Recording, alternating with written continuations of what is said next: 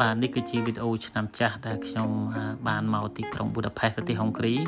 ហើយក៏ឆ្ងល់ខ្លួនឯងថាមិនបានរស់សัตว์ដែលមកដល់កន្លែងនឹងគេដែរមកស្គាល់រសជាតិទឹកដីនៅប្រទេសហុងគ្រីនេះបាន3-4ថ្ងៃដែរបាទស្វាគមន៍មកកាន់វីដេអូថ្មីនេះគឺជាវីដេអូថ្ងៃចុងក្រោយដែលខ្ញុំបានដើរលេងជាមួយទីក្រុងប៊ូដាផេសហើយថ្ងៃមុនខ្ញុំដើរនៅម្ដុំប៉ែកមកខាងទន្លេគេហៅប៊ូដាឥឡូវខ្ញុំដើរឆ្លងមកកាន់ផេសបាទមកខាងទន្លេមួយទៀតអញ្ចឹងនៅទីក្រុងប៊ូដាផេសនេះតែមួយហ្នឹងគាត់ថាយើងហៅមកខាងប៊ូដាមកខាងផេសហើយនេះគឺជាទូកកំណៅកម្សាន្តពេលយប់ពេលថ្ងៃនៅទីក្រុងហ្នឹងបើសិនជាយើងចង់ជិះយើងអាចកក់សមុទ្រមុនបានធូរថ្លៃបើយើងមកទិញភ្លាមនេះគឺថ្លៃនេះគឺជាមធ្យោបាយធ្វើដំណើររបស់អ្នកទេសចរដែលគេមកលេងគេជួលតានេះជិះទៅគឺសប្បាយមួយយ៉ាងដែរហើយខ្ញុំចង់ជិះគេដែរតែអត់ដឹងទៅកន្លែងជួលនៅកន្លែងណាកន្លែងណីហើយបើនៅយូរតិចអាចស្គាល់បាទតែអីទេខ្ញុំដើរតែជើងទៅទីបាទមកដល់កន្លែងតែពិតកន្លែងនេះគឺជាកន្លែងសារៈមន្ទីរខ្ញុំចាំថាកាលមុនបងអូនស្មីតូចនាំមកកន្លែងនេះម្ដងហើយថតរូបឲ្យដល់ពេលដើរទៅមើលតាម map ទៅដើរគឺដល់កន្លែងនេះម្ដងទៀតបាទអញ្ចឹងកន្លែងនេះធ្លាប់ដើរទៅហើយគឺសារៈមន្ទីរស្ដេច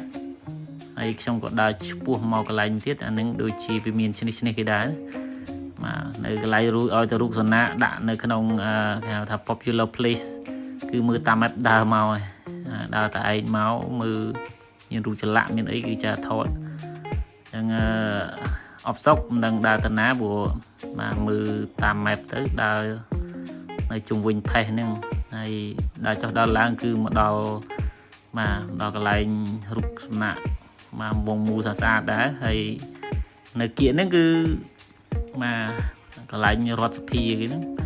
មកដល់កន្លែងរដ្ឋសភាហើយឃើញក្រុមទៀតគេជិះម៉ូតូអាគុយហ្នឹងក៏មួយយ៉ាងដែរចង់ដើរលេងយើងអាចជួលជិះដែរមិញជិះឈោឥឡូវនេះជិះម៉ូតូអាគុយនឹងមកដល់កន្លែងមុខរដ្ឋសភាគេហ្នឹងគឺកន្លែងហ្នឹងក៏ធ្លាប់មកពីថ្ងៃមុនដែរចាណាមកពេលយប់ទេអញ្ចឹងបានមកម្ដងទៀតពេលថ្ងៃគឺឃើញច្បាស់ហ្នឹងការខ្ញុំមកពីមុនជុំគ្នាជាមួយបងប្អូនហើយនឹងលោកគ្រូស្មីក៏នាំមកពេលយប់ហើយពេលថ្ងៃនេះគឺដើរមកមើលម្ដងទៀតថាមានអីប្លែកបាទនៅស្រុកគេទោះបីជាយើងដើរម្ដងហើយក៏ដើរម្ដងទៀតនៅក្នុងពេលខុសគ្នាទៀតក៏សប្បាយមួយយ៉ាងដែរបើយើងមកខែ winter ធ្លាក់ព្រិលក៏ឃើញស្អាតទៅមកខែក្តៅក៏ឃើញស្អាតទៅក៏ទេសភាពនិងបរិយាកាសគឺគេមើលទៅគឺតាក់ទាញគ្រប់រដូវកាលតែម្ដងហើយនេះគឺជាប្លង់រួមហើយខ្ញុំមិនបាននៅយូរទេគឺបន្ទាប់ពីសោះស្រូបអាហារសម្រន់ហ្នឹងនាំគ្នាដើរមកកន្លែងតាមផ្លូវត្រាំហ្នឹងគឺមកមើលរូបចម្លាក់ប្លែកៗនៅតាមមាត់ទន្លេហើយក៏ឆ្ពោះមកដល់ផ្លូវគេហៅ Fashion Street Fashion Street នេះមែនទែនទៅនៅពេលដែលល្ងាចគឺមានតារាឬក៏អ្នកផ្សេងងាយដើរកាត់តាមនឹងហើយអ្វីដែលចម្លែកគឺគេម្នាក់គឺស្លៀកពាក់ fashion មកស្ទើរដាប់ 5 style ហើយហាងលក់ខោអាវហាងលក់ស្អីក៏វាថ្លៃមក exclusive ដើរនៅម្ដុំហ្នឹងគឺមានកន្លែងកំសាន្តគេដែរគឺកត្រកហោះធំហ្នឹងហើយមានក្មេងមានចាស់មានសិស្សសាលាមកលេងជាច្រើនណាម្ដុំហ្នឹងគឺលក្ខណៈដូច Dreamland ជាងតាមកាលពីមុន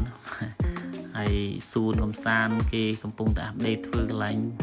ហាត់ប្រាណកន្លែងលក់នៅម្ដុំនេះទៀតហើយខ្ញុំដើរវិញជួបអ្នកចិនហ្នឹងក៏វិញផ្លូវដែរយកសួរគ្នាអត់ដឹងទៅណាទៅណីដើរដូចគ្នានៅវិញហើយមិនអីទេព្រោះយើងមាន map យើងរកផ្លូវជិះត្រាំទៅវិញបាននេះជួបបាយធ្វើដំណើរចុងក្រោយរបស់យើងគឺបកទៅផ្ទះវិញគឺជិះត្រាំហ្នឹងជិះត្រាំក៏សប្បាយដែរព្រោះវាប្លែកព្រោះអាហ្នឹងយើងទិញតែសម្បត្តិតែម្ដងទៅយើងជិះប្រហែលថ្ងៃយើងទិញតាមថ្ងៃទៅយើងជិះបានមួយសេរីទៅដំបូងក៏អត់សូវចេះជិះទេប៉ុន្តែមើលយូរទៅដឹងយើងដឹងឡាញរបស់វាលេខណាទៅណាទៅណីសំបីតា